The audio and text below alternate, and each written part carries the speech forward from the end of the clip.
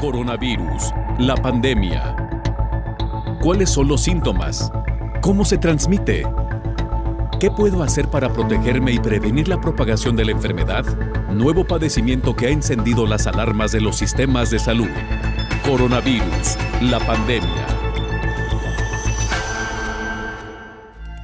Qué gusto reencontrarnos como todos los días en este espacio Coronavirus, la pandemia, una producción de la Universidad de Guadalajara, creado precisamente para informar a usted sobre lo que ocurre minuto a minuto con esta pandemia mundial.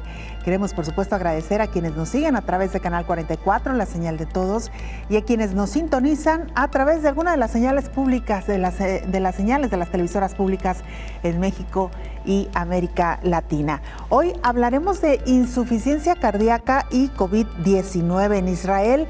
Analizan también una vacuna oral que serviría como refuerzo para las personas que ya tienen el esquema completo de vacunación contra COVID-19. Expertos en cardiología en Estados Unidos, China e Italia identifican que COVID-19 puede infectar el músculo del corazón, causando insuficiencia cardíaca y muerte, mientras que la Clínica Mayo detecta que la función cardíaca puede disminuir durante una infección severa de SARS-CoV-2 como consecuencia de la respuesta inflamatoria sistémica a la infección. Hay que decir también que la enfermedad cardíaca es hoy por hoy la principal causa de muerte en Estados Unidos debido al impacto a largo plazo de COVID-19. De esto y mucho más estaremos hablando a lo largo de la siguiente hora. Vamos con nuestra compañera Isaura López Villalobos para que nos ponga en contexto. La COVID-19 en su trayecto por el organismo humano va dejando daños múltiples severos. Es una enfermedad misteriosa. Las graves afectaciones se llegan a presentar a los 10 meses de haber adquirido el virus SARS-CoV-2. Aunque se habla de la COVID-19 prolongada, la severidad es mayor. Afecta de distinta manera en función de cada persona. Algunos, a más de un año de padecerla, empiezan a notar problemas en su salud, entre estos que los latidos del corazón no son iguales y hay más cansancio.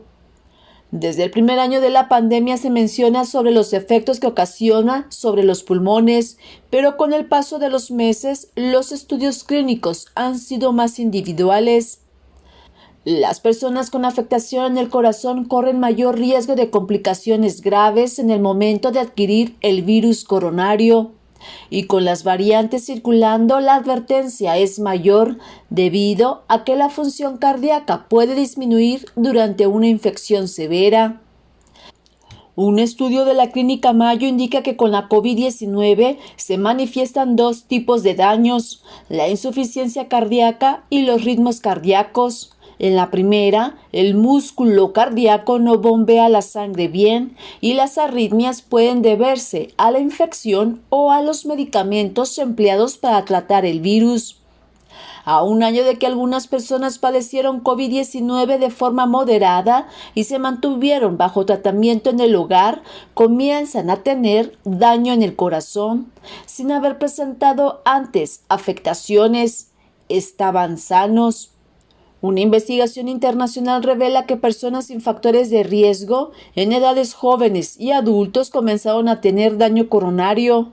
Empiezan con falta de aliento, frecuencia cardíaca acelerada, acumulación de fluidos e hinchazón en extremidades. Aún se desconoce el motivo de por qué pacientes sanos desarrollan insuficiencia cardíaca después de haber padecido por un mes la COVID-19. Este padecimiento, aunque ha transitado 19 meses por el mundo, aún se desconoce los graves daños que ocasiona.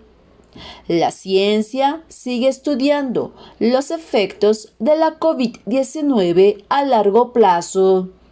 Informó Isaura López Villalobos.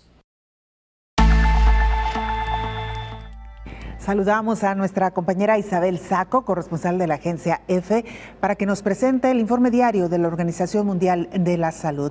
Isabel, qué gusto escucharte. Adelante con la información. Buenos días, Belén, y buenos días a todo el auditorio de Canal 44. Los casos de COVID-19 en el mundo se acercan lenta, pero inexorablemente a los 200 millones.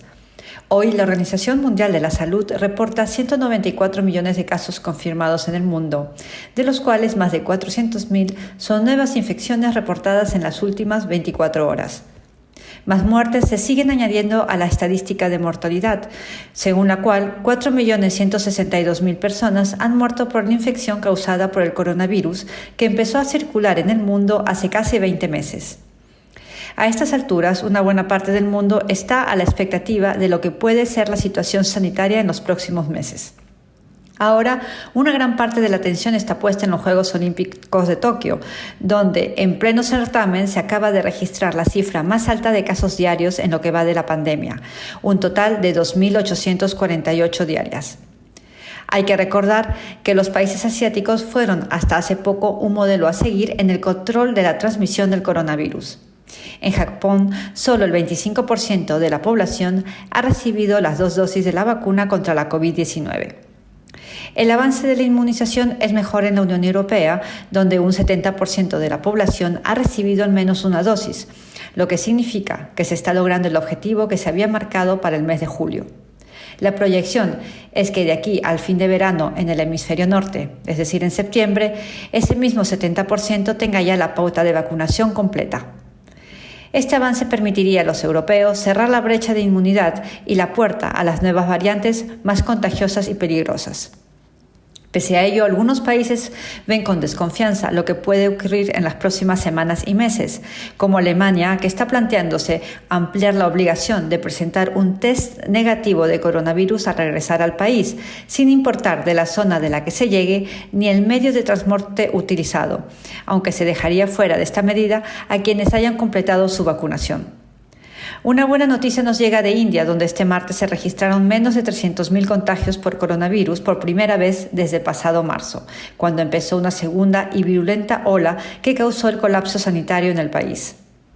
Otra noticia positiva es la que ha dado Australia, que ha anunciado el fin de la orden de confinamiento por un rebrote que hubo de COVID-19 sobre unas 8 millones de personas que vivían en áreas donde el virus se había propagado peligrosamente. Informó desde Ginebra para el programa Coronavirus, la pandemia, Isabel Saco. Muchas gracias, Isabel, por esta información. Y mire, lamentablemente la variante Delta del virus SARS-CoV-2 continúa avanzando en el mundo.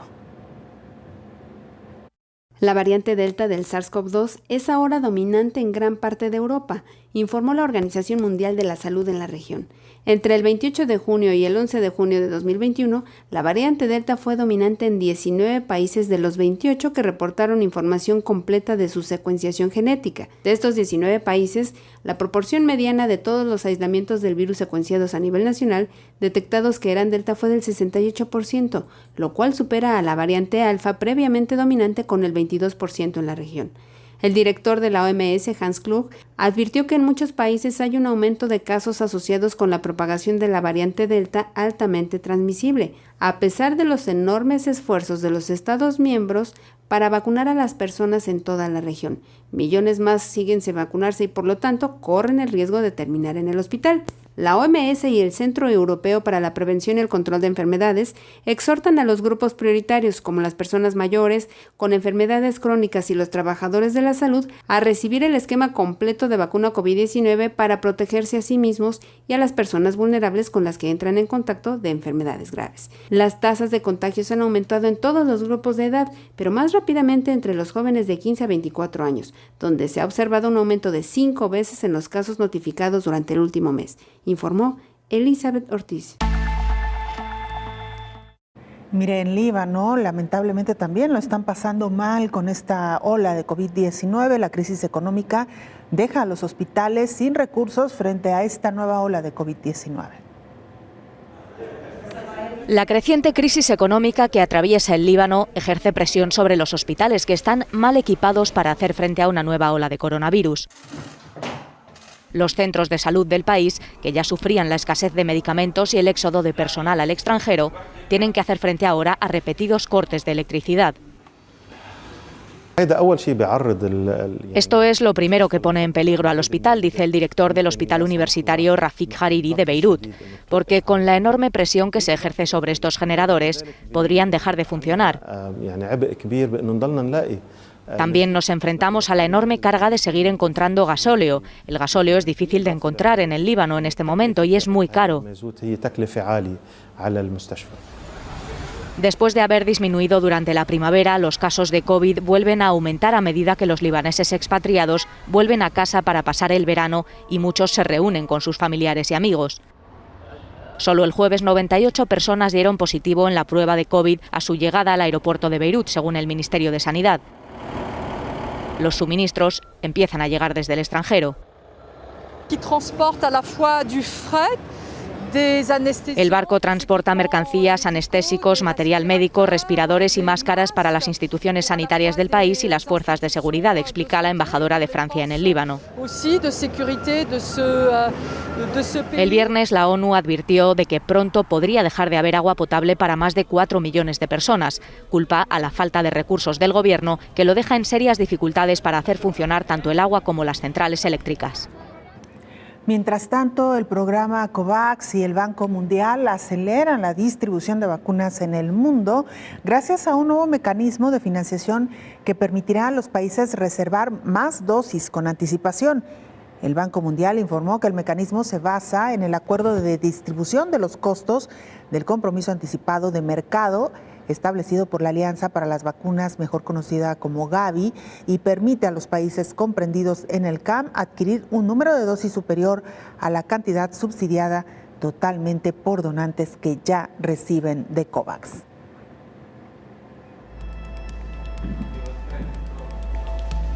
En Israel avanzan con estas pruebas de una vacuna oral como tratamiento.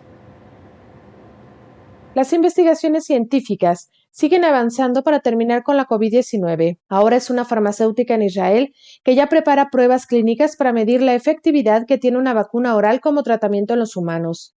Hasta el momento se ha informado que esta vacuna oral podría ser probada en un centro de Tel Aviv, donde se sabe que el ensayo contará con 2 fases de 6 semanas en total y 24 participantes. Serviría como refuerzo para las personas que ya tengan el esquema completo de la vacuna. La farmacéutica que la desarrolla son los laboratorios Oramed. La vacuna oral es trabajada por esta empresa farmacéutica que está centrada en el desarrollo de sistemas de administración de fármacos por vía oral y hace apenas unos días recibió el visto bueno para varias actualizaciones para su empresa de propiedad mayoritaria Oravax Medical Inc. Oravax es propietaria exclusiva de una tecnología de vacuna de partículas similares a otros virus que se dirige a 3 proteínas de superficie del virus SARS-CoV-2, incluidas proteínas menos susceptibles a la mutación, lo que hace que la vacuna sea potencialmente efectiva contra las variantes actuales y futuras de la COVID-19. Sin embargo, hay que recalcar, dicen los científicos, todavía falta mucho tiempo para que una vacuna oral o pastillas lleguen a ser aprobadas y usadas por todo el mundo, informó Rocío López Fonseca. Tiempo ya de hacer una muy breve pausa, regresamos con mucha más información.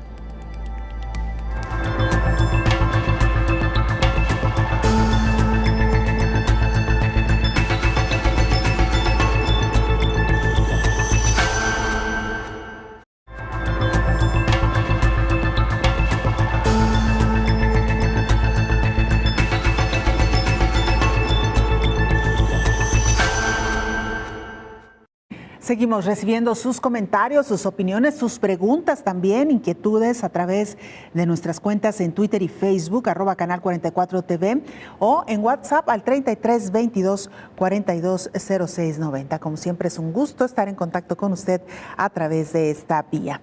Y vamos ahora hasta Alemania. Ahí nuestro compañero Javier Alonso, corresponsal de la agencia EFE, nos actualiza información. Javier, adelante con el reporte. Buen día. Hola, ¿qué tal? Buenos días, Belén. Buenos días a todo el auditorio de Canal 44.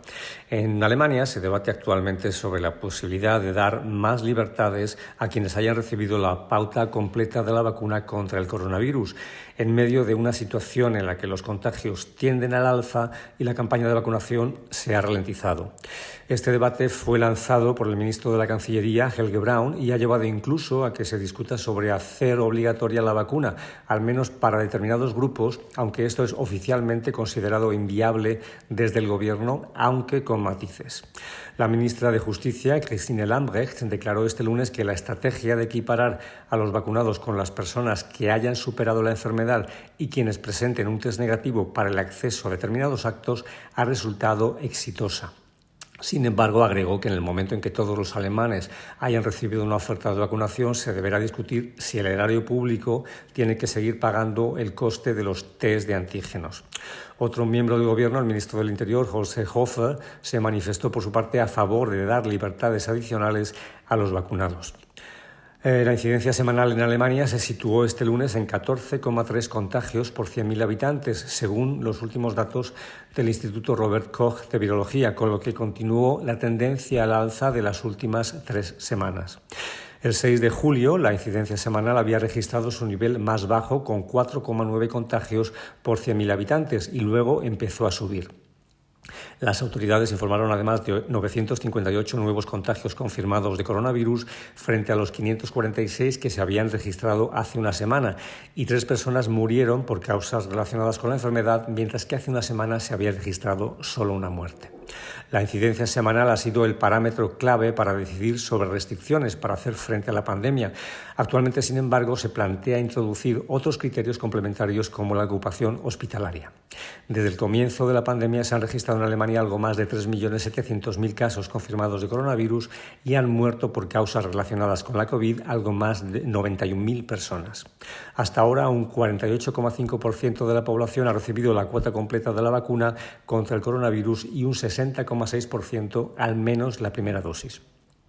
En Alemania, a diferencia de lo que ocurre en otros países europeos como Francia e Italia, de momento no hay un movimiento amplio de rechazo de las vacunas, aunque sí se confirmó ya desde casi el comienzo de la campaña la resistencia de muchas personas a recibir dosis de AstraZeneca tras las informaciones de casos con efectos secundarios adversos con ese preparado. Reportó desde Alemania Javier Alonso para el programa Coronavirus, la pandemia.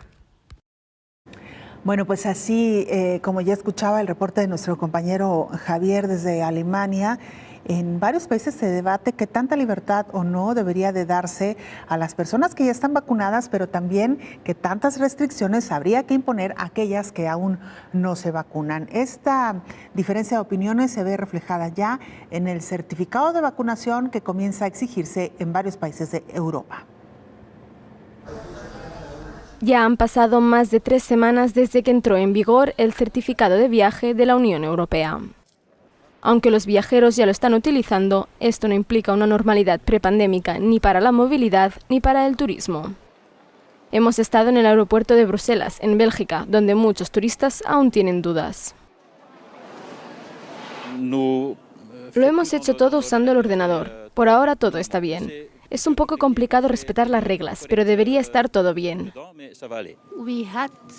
Tuvimos problemas con las compañías aéreas, porque los vuelos se cancelaban constantemente. Y día tras día hemos tenido que ajustar nuestras vacaciones. Existe un certificado de viaje unificado, pero los Estados miembros siguen imponiendo diferentes reglas para los viajeros. Por ejemplo, Alemania ha reestablecido la cuarentena para algunos países. El experimento griego de islas sin COVID no está logrando los resultados deseados y muchos países continúan solicitando completar documentos de entrada. Todo esto agrava la incertidumbre para las aerolíneas. Donde tenemos problemas realmente tremendos es en la verificación de estos certificados.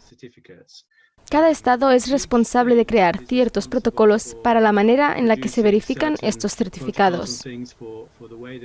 Y puedo decirles que hemos hecho una encuesta rápida y de estos 30 países hay 15 formas diferentes de verificar estos certificados.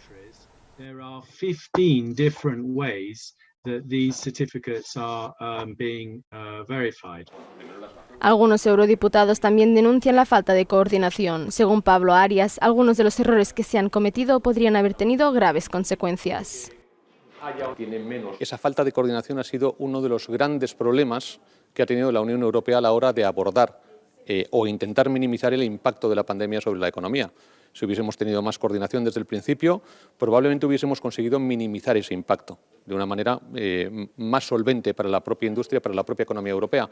Creo que se ha actuado tarde, se ha actuado de manera descoordinada, pero es importante saber que sí que se ha actuado, que la Comisión ha hecho los deberes, que el Parlamento también los ha hecho y que bueno, pues los Estados miembros tienen que aprender que independientemente de la situación que tengamos, esa coordinación entre Estados miembros es fundamental. Con la llegada de la variante Delta y el aumento de casos en algunos territorios, varios países están cambiando una vez más su enfoque para contener el virus. El resultado está provocando una inmensa confusión y exasperación de los ciudadanos y el sector turístico. Crecen las cancelaciones mientras miles de puestos de trabajo siguen en riesgo. En medio de esta controversia y también para lidiar con aquellas personas que aún no se han decidido a vacunarse, en Salzburgo están promoviendo la vacunación incluso en un autobús. Si los austríacos no van al centro de vacunación, el centro de vacunación los busca por las calles de Salzburgo. Este autobús público la recorre para ponérselo fácil. Ha hecho una parada frente al teatro sede del Festival de Música. Los interesados no tienen que registrarse y son inmunizados con la fórmula de Johnson & Johnson monodosis y más sencilla de almacenar. Ponemos una media de más de 100 vacunas al día, lo que es muy alentador. Pero creo que todavía se puede mejorar.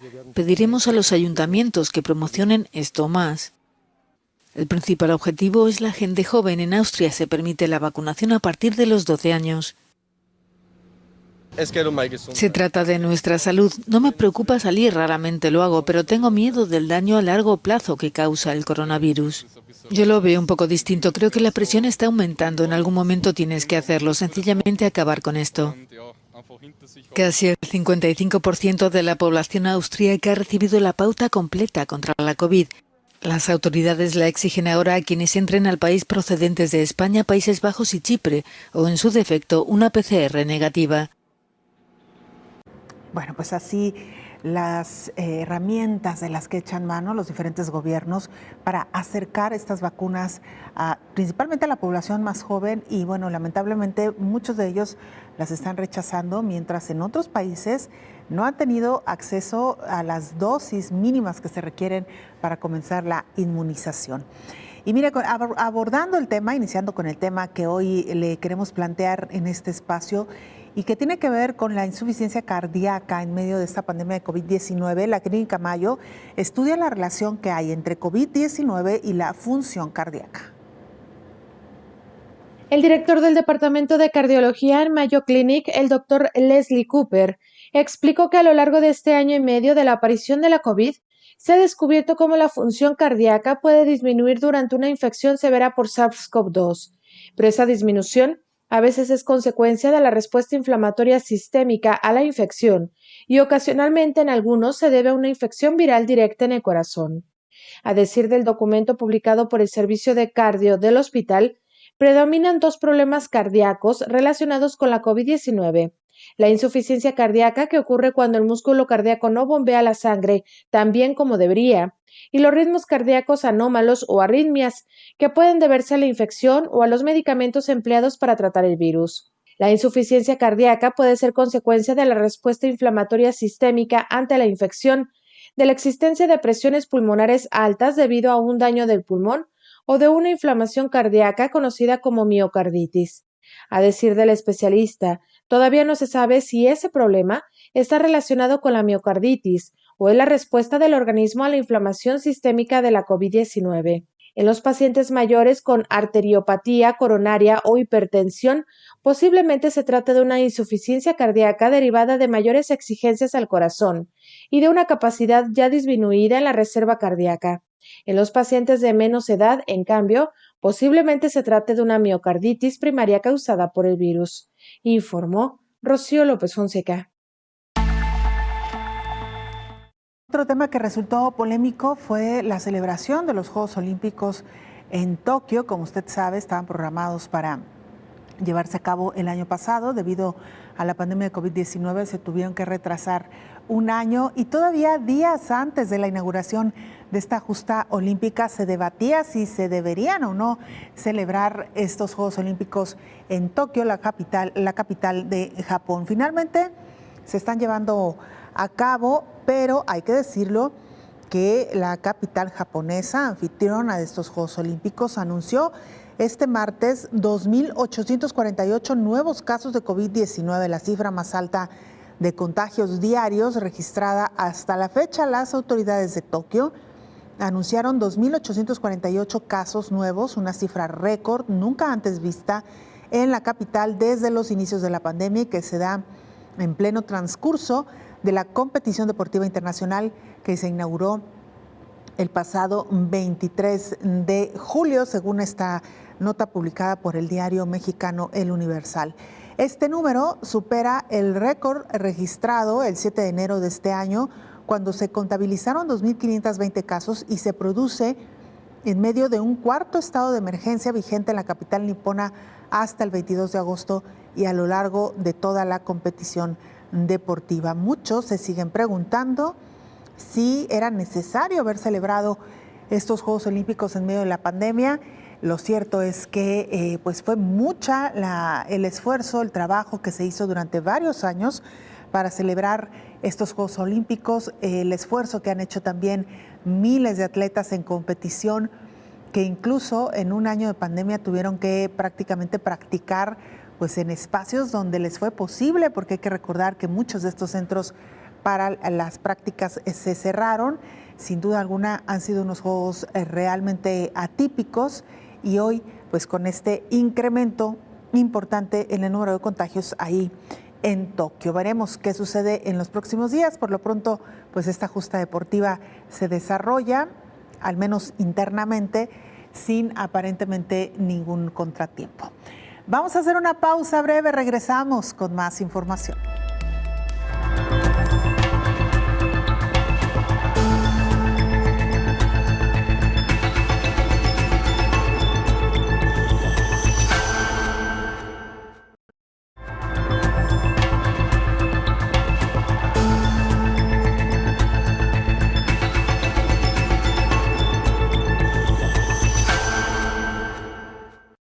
Continúan los avances para identificar el daño que ocasiona COVID-19 en el músculo del corazón, causando insuficiencia cardíaca.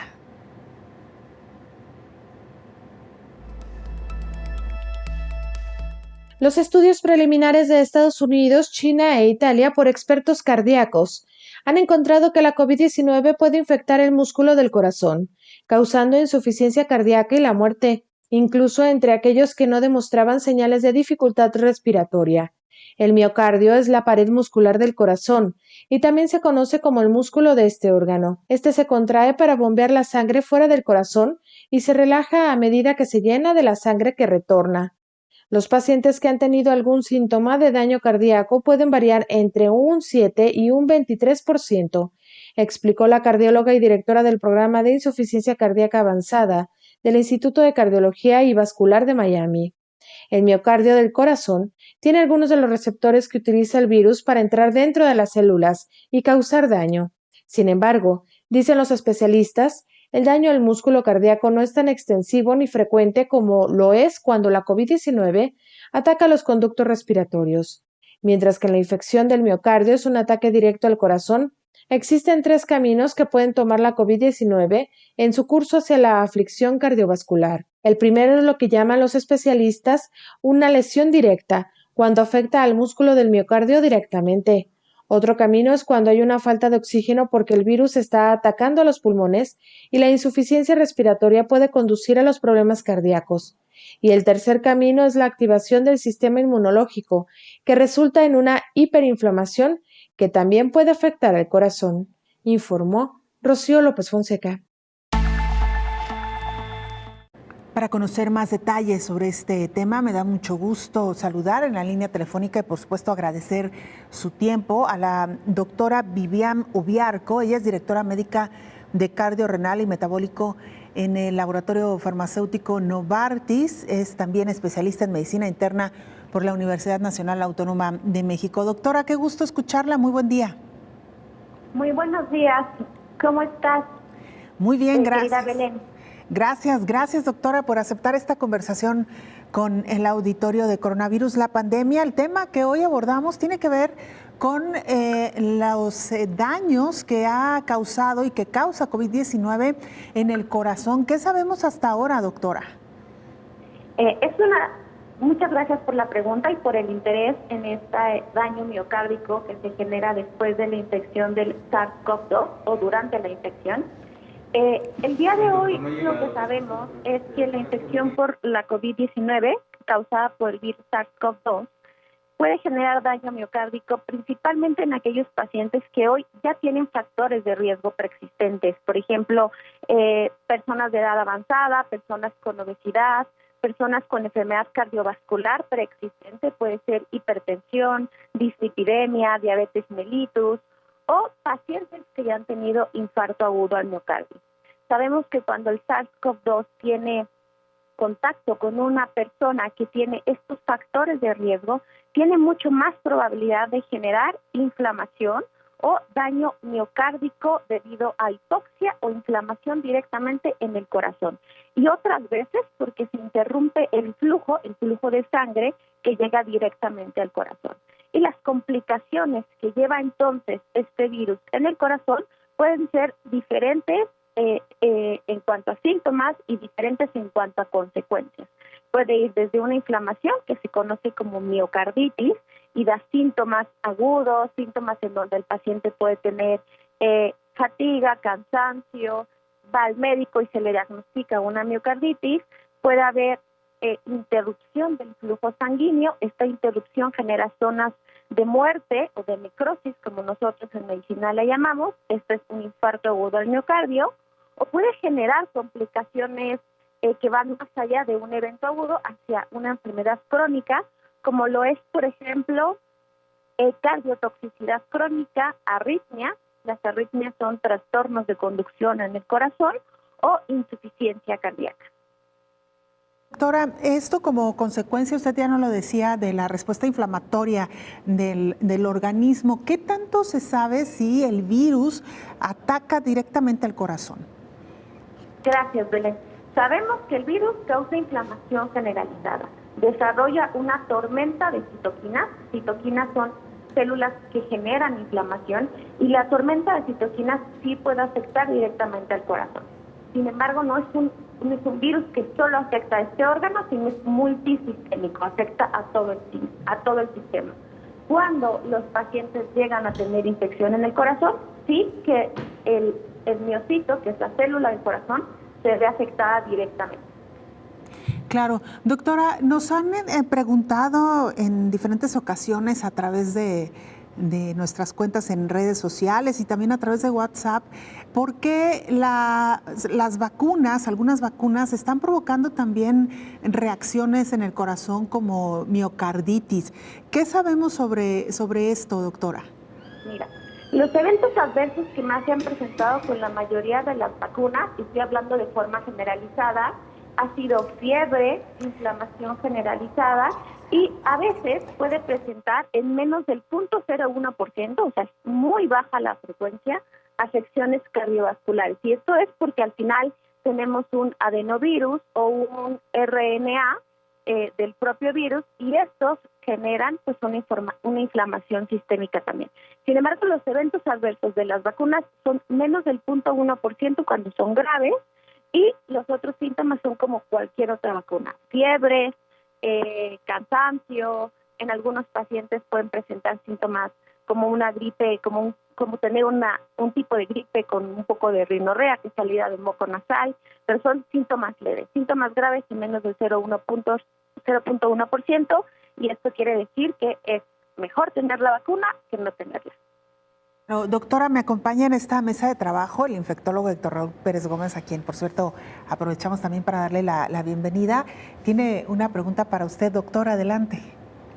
Doctora Ubiarco, quienes estamos viendo pacientes con COVID desde el inicio de la pandemia, hemos estado realizando a un alto porcentaje de los pacientes estudios de imagen, sobre todo tomografía axial computarizada de tórax, y nos hemos encontrado con un también alto porcentaje de pacientes en los que se identifica calcificación de arterias coronarias, lo cual seguramente no es otra cosa que el reflejo de la enfermedad metabólica que padecen los mexicanos y que a nivel mundial representa uno de los porcentajes más altos de enfermedades de los lípidos, hipercolesterolemia, etcétera. Y en ese sentido, me parece que es interesante identificar a partir de esta pandemia cómo es que se ha puesto de manifiesto la enfermedad coronaria como un hallazgo incidental en los estudios de imagen que ameritan entonces ir más allá, probablemente con angiotomografías, etcétera. Lo comento porque en población adulta, mayores de 40 años de edad, creo que este fenómeno lo vamos a estar viendo en esta tercera ola también, y valdría la pena un comentario a propósito de su área tan importante de cardiología y metabolismo, sobre alertar al respecto de estos hallazgos y de cómo será conveniente una búsqueda adicional en este tipo de pacientes. ¿Cuál es su opinión? Doctor Pérez, creo que ha dado usted en el verdadero problema que tenemos de salud pública en este país. Simplemente en el 2020, datos de la INEGI lo que demostró es que a pesar de estar nosotros luchando contra una pandemia como lo es la COVID-19, en números crudos, números reales, las muertes cardiovasculares superaron a la COVID-19. En el 2020 fueron más de 140,000 muertes por enfermedades cardiovasculares, principalmente el infarto agudo al miocardio, que consecuencia de enfermedades controlables y prevenibles, como lo es la hipertensión, dislipidemia, diabetes y obesidad, versus 108,000 pacientes que fallecieron por causa directa de la COVID-19.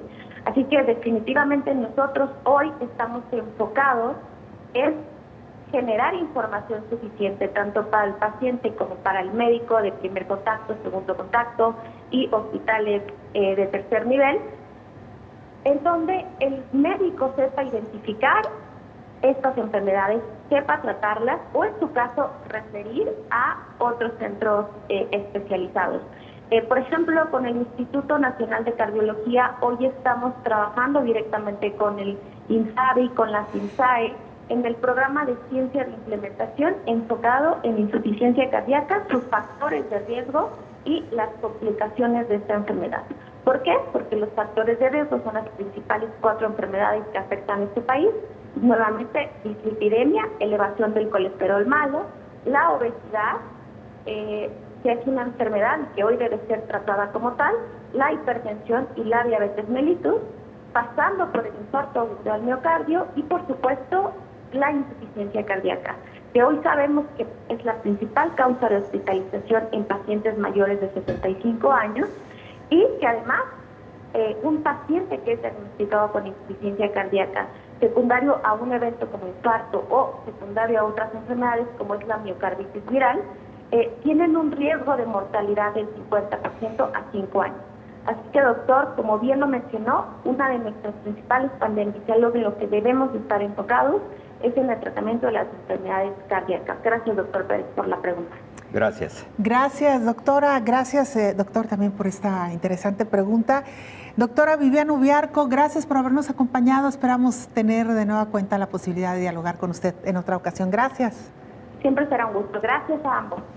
Es la doctora Viviana Ubiarco, directora médica de cardiorrenal y metabólico en la empresa farmacéutica Novartis, especialista en medicina interna por la UNAM. Vamos a una pausa, doctor, regresamos para hablar más de este tema. Con todo gusto, Belén. Gracias, doctor. La pausa, volvemos.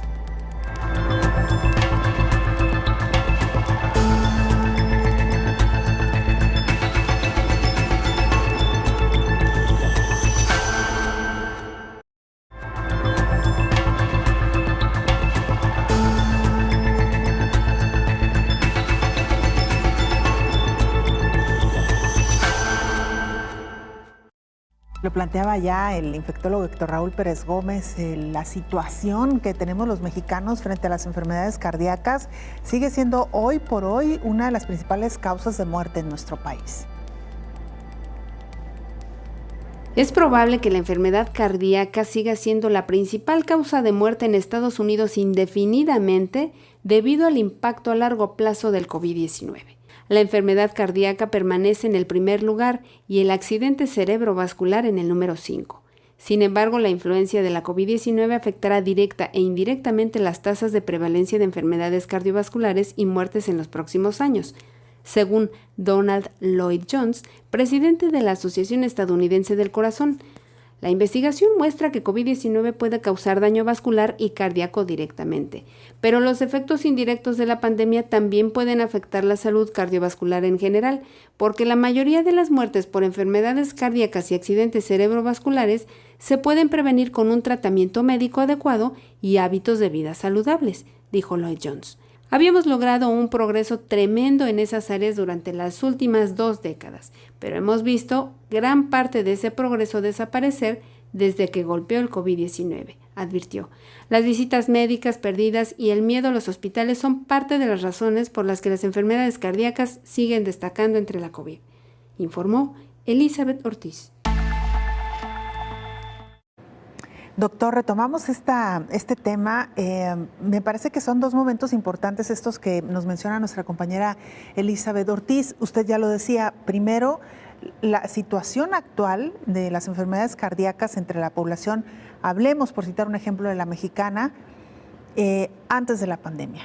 Así es. Luego, durante esta pandemia, cómo ha estado afectando el corazón. Y doctor, esto que mencionaba Elizabeth, las secuelas que dejará esta enfermedad y que podría generar a mediano y largo plazo que más personas tuvieran problemas con el corazón e incluso morir por esta causa, ya no tanto vinculado a COVID-19, pero sí como consecuencia de COVID-19. Sí, indudablemente 3 escenarios que vale la pena reflexionar y que van a meritar un estudio exhaustivo desde el punto de vista salud pública, desde el punto de vista epidemiológico y desde el punto de vista clínico, Belén. La verdadera sindemia que se está viviendo en México, en mi opinión, es la de enfermedad cardiovascular y COVID-19. Y recordemos lo que es una sindemia, es la conjunción de 2 patologías que están generando un alto impacto a la salud pública en un territorio, en una región o en el mundo entero.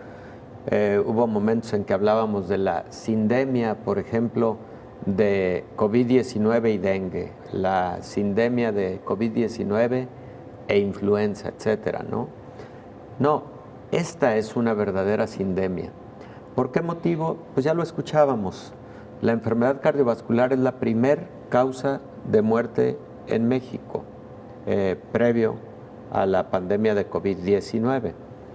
La enfermedad cardiovascular es la primera causa de muerte a nivel mundial.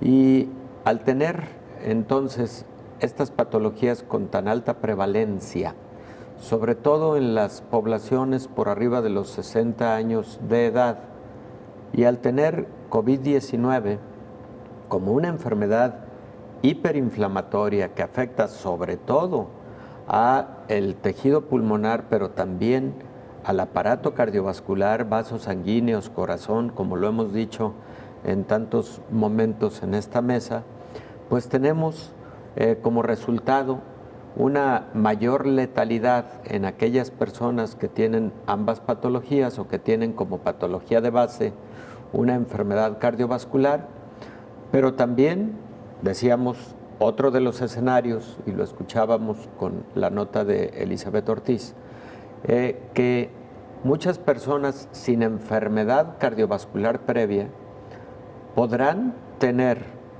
entre las complicaciones del COVID una enfermedad cardiovascular con la que hay que lidiar posiblemente algunos meses adicionales a la fase aguda del COVID, como por ejemplo miocarditis, que es una de las complicaciones cardiológicas de COVID-19, pero también en algunos casos inflamación de las coronarias que puede llegar a generar algo similar a la angina de pecho que se conoce popularmente y que no es otra cosa que la enfermedad isquémica del corazón y eventualmente infartos agudos al miocardio.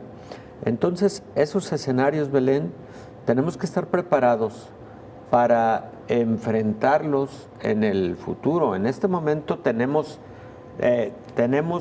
el tsunami que representa el COVID-19 en todo el mundo.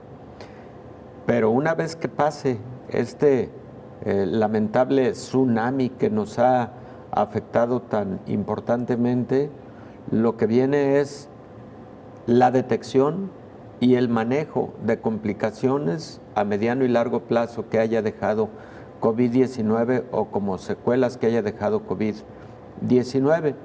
Y por último, lo que yo comentaba con nuestra entrevistada hace algunos momentos, el COVID ha desenmascarado muchas enfermedades que no se habían advertido en determinados pacientes. Por ejemplo, la propia enfermedad cardiológica. Pacientes asintomáticos siempre, que nunca habían tenido ninguna manifestación de enfermedad cardiológica, presentan COVID, les haces un estudio de imagen, te encuentras con que existe calcificación de alguna de las coronarias, y cuando las coronarias son las arterias que le llevan sangre al músculo cardíaco, y cuando vas allá con estudios adicionales te encuentras que alguna de estas coronarias está parcialmente obstruida o casi completamente obstruida, y ese paciente tiene que ir más allá porque es como si lo hubieras detectado a través de un estudio invasivo, como por ejemplo una angiografía coronaria, ¿no? Entonces, esto creo que nos debe llevar a múltiples reflexiones, pero la más importante, Belén, es toda la enfermedad crónico-degenerativa que sufre nuestro país o que sufren diversos países, como es el caso de enfermedad cardiovascular, frecuentemente no detectada, y creo que nos debe llevar a el análisis de cuánto debemos estar orientando más los esfuerzos públicos para la detección oportuna de enfermedad cardiovascular, incluso en pacientes asintomáticos. Doctor, ¿se sabe el origen de las afecciones cardíacas entre los mexicanos? ¿Tienen su origen en algún tema genético o hábitos alimenticios y de ejercicio, doctor? La mayor parte de pacientes con enfermedades cardiológicas en México tienen algunos de los siguientes factores de riesgo. 1, diabetes. Número 2, obesidad. Número 3, hipercolesterolemia. Y número 4, tabaquismo. Esos son los más importantes factores de riesgo de la enfermedad cardiovascular. Y enfermedad cardiovascular incluye la enfermedad coronaria en su modalidad de insuficiencia coronaria o de isquemia del músculo cardíaco o incluso infarto agudo del miocardio. Número 2, la enfermedad cerebrovascular también es considerada como dentro del grupo de enfermedades cardiovasculares. Y número 3, hipertensión arterial. Esos son los principales factores de riesgo, Belén. Y lamentablemente, por ejemplo, México es uno de los países que tiene los índices de diabetes más altos a nivel mundial. Hasta el 12% de los adultos mayores de 18 años tienen diabetes en México. Más del 35% de los adultos en México tienen hipertensión arterial y la gran epidemia de obesidad. La obesidad está presente, bueno, el sobrepeso está presente en el 60% de los mexicanos, la obesidad en el 35% de los mexicanos, y dentro del grupo de obesidad aproximadamente el 20% tiene el 25% tiene obesidad mórbida. Esos son los factores de riesgo. Doctor, ¿qué tanto están asociados estos factores a la alimentación? Definitivamente están muy asociados a la mala alimentación. La ingesta de alimentos con altos contenidos calóricos, la ingesta de alimentos con alto contenido de grasa polisaturada, y además de la alimentación, el sedentarismo. Ese es otro de los factores que sufrimos los mexicanos y que son parte de lo que tenemos que resolver para ir hacia lo que conocemos como hábitos de vida saludables, ¿no? Claro. Doctor, y yo quisiera aprovechar este último minuto que nos queda precisamente para reiterar este llamado a la población, regresar a los buenos hábitos alimenticios, claro. Siempre lo natural será mejor. Muchos dicen que la dieta mexicana no es saludable porque está cargada de carbohidratos, de grasas. Sin embargo, me parece que la dieta mexicana es una dieta, la auténtica dieta mexicana es una dieta mexicana saludable. Lo que hemos incurrido, doctor, es en el abuso de los alimentos procesados y sí de caer en el abuso también del uso de grasas y carbohidratos. Pero por lo demás, vaya que tenemos verduras, que tenemos frutas y que tenemos una serie de alimentos naturales, mucha proteína en los granos, el consumo de aguacate, en fin, todo esto que somos bendecidos como país y que lo hemos ido dejando de lado, privilegiando los alimentos procesados, doctor. Así es, Belén, y la comida rápida. La comida rápida, los establecimientos de comida rápida, pues a veces le resuelven a las personas la dinámica tan acelerada que tenemos todos los días con motivo de nuestro trabajo, de nuestras actividades y demás. Y a veces pues a las personas les resulta mucho más fácil entonces tomar algo rápido en alguno de los establecimientos que, como tú dices, venden alimentos hiperprocesados, pero además con altos contenidos de grasa, con altos contenidos de carbohidratos. Estos alimentos además frecuentemente son más económicos, pues sí, pero a costa de una mucho más baja calidad. Y como bien dices tú, los alimentos naturales y la dieta mexicana, digamos, la más original de ellas, es una dieta rica, es una dieta sana, saludable y bueno, creo que podemos perfectamente identificar sin necesidad, ojalá y todos tuviéramos la asesoría de un nutriólogo o de una nutrióloga, pero cuando no tenemos al alcance una asesoría de esta naturaleza, pues creo que basta con identificar claramente que los alimentos con alto contenido de azúcar, con alto contenido de carbohidratos y con alto contenido de grasa no le hace ningún bien a nuestro organismo. Quitar esos alimentos y además implementar para nuestra vida diaria la actividad física son dos medidas fundamentales para la enfermedad, bueno, para evitar la enfermedad cardiovascular. Ahí dejamos el mensaje, doctor. Muchas gracias. Con todo gusto, Belén. Gracias, doctor. Siempre. Muy buen día. Nos vamos. Gracias por habernos acompañado.